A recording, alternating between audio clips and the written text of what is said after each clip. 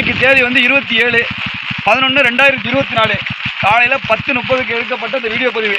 கடலுடைய தன்மையை பார்த்துக்கிங்க. போட்டெல்லாம் நல்லா தான் கிடக்குது. எப்போதும் உள்ள மாதிரி மழையெல்லாம் பெஞ்சிக்கிட்டு தான் இருக்குது. எல்லா பகுதியும் பெய்கிற மாதிரி தான் அங்கேயும் பெஞ்சிக்கிட்டு இருக்குது. ஆனால் சம்மந்தம் இல்லாமல் ஒரு புதிய தலைமுறை வந்து போட்டு ஒரு பதிவை போட்டு விட்ருக்காங்க. இங்கே பார்த்தா அந்த மாதிரி சம்பவமே இல்லை.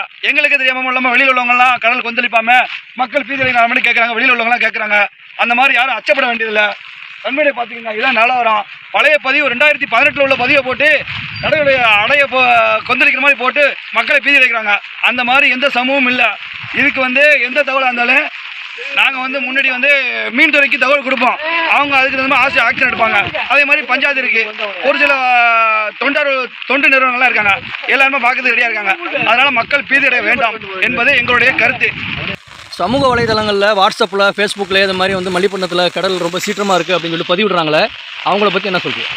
அவங்க எதுக்காக பதிவிடுறாங்கன்னு இல்லை. அவங்கவுங்க சேனலை பார்க்கறதுக்காக பதிவிடுறாங்களா, இது இந்த மாதிரி செய்திலாம் போடுறாங்களா, உடனே அந்த சேனலை திசை திருப்பதுக்காக பார்க்குறாங்களா தெரியல. நமக்கு தெரியாது. ஆனால் கடலுடைய தன்மை இதுதான். இன்றைக்கி நிலைமை பார்த்துக்கங்க. பழைய பதிவெல்லாம் போட்டுட்டு தேவையில்லாத பதிவெல்லாம் போட்டு பரப்புறாங்க.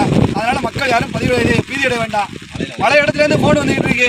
இந்த மல்லிப்பட்டினத்தில் அந்த மாதிரி சீற்றமாமா அப்படின்னு சொல்லிட்டு நேற்று கூட வேதாரண்யம் கோடிக்கரையில் வந்து 50 மீட்டர் உள்வாங்கியிருக்கிறாங்க. நான் என்னுடைய நண்பர்கிட்ட தொடர்பு கொண்டபோது அந்த மாதிரி சம்பவமே இல்லைங்கிறாங்க. இதெல்லாம் எந்த அளவுக்கு சேனலுக்கெல்லாம் கொண்டு போய் நிறுத்துறாங்கன்னு தெரியல. அவங்களுடைய சேனலை திருத்தி விடுறதுக்காக இல்லை மக்கள் பீதி அடைகிறதுக்காக தெரியல. இதான் நடந்த சம்பவம்.